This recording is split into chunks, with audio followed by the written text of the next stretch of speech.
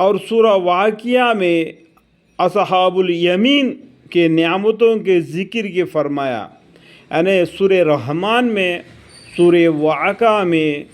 جنت کا بیان بہت سی لکھا ہوا ہے، اور سورہ واقعہ میں اصحاب الیمین کے بارے میں لکھا ہوا ہے کہ نعمتوں کے ذکر میں فرمایا کہ اونچے اونچے بچھونے ہوں گے، دیکھو اونچے اونچے بچھونے ہوں گے، کیونکہ جنتی آدمیوں کو بالکل مشکل نہ ہوگا وہ اونچے اونچے بچھونے میں، جیسا کہ پیٹھ لگا کر بیٹھنے میں اور اٹھنے میں کوئی تکلیف نہ ہو، اور جنت کی میوے کھانے کے لیے جنت کے پھل نیچے کو جھکے ہوں گے۔ آج ہم انار کو توڑنا بولتا ہے تو درخت کے اوپر چڑھنا پڑتا ہے، ایپل کو توڑنا پڑتا ہے تو جنت کے پیڑ پر چڑھنا پڑتا ہے، آم کو توڑنا چاہتے ہیں تو پیڑ پر چڑھنا پڑتا ہے۔ یہ لیکن جنتیوں کو ان کا دل جو چاہے گا وہ درخت کا پھل ان کے طرف کو جھکے گا،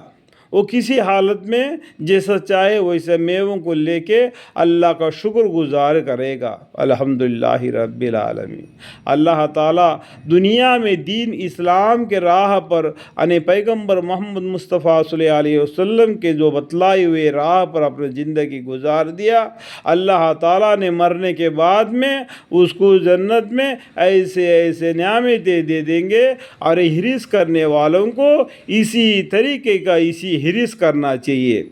دنیا کا حرص نہیں کرنا چاہیے۔ دنیا فانی ہے، کل من علیہا فانی ویبقی وجہ ربک ذو الجلال والاکرام۔ اس کی تفسیر میں حضرت ابو سعید خدری رضی اللہ تعالیٰ عنہ روایت فرماتے ہیں کہ رسول اکرم صلی اللہ تعالیٰ علیہ وسلم نے ارشاد فرمایا کہ ان بچھونوں کی بلندی اتنی ہے کہ جیسے آسمان و زمین کے بیچ کی فیصلہ۔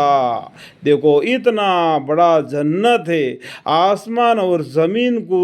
دونوں ملا کے جوڑ دیں گے تو کتنا بڑا ہوگا، اور اتنا بھی بڑا ہوگا جنت۔ اس میں جنتیوں کو ان کے میوے اور ان کے بچھانے ہوں گے جو 500 ورش کی دوری ہے، یعنی تو ارشاد فرمایا کہ ان بچھونوں کی بلندیاں اتنی ہے جیسے آسمان اور زمین کے بیچ کے فیصلہ ہے جو 500 ورش کی دوری ہے۔ الحمدللہ رب العالمین۔ اللہ تعالیٰ جنت کو بنا کر جنتیوں کے لیے جو اللہ کے راہ پر چلتے ہیں